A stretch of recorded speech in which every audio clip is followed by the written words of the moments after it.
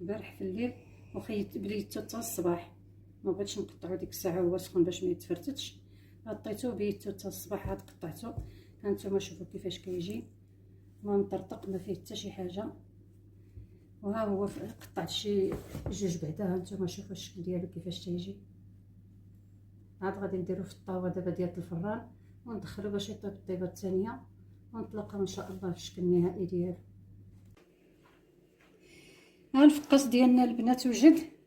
لما طيبتو ديك الطيبه الثانيه هانتوما شوفوا كيفاش جا.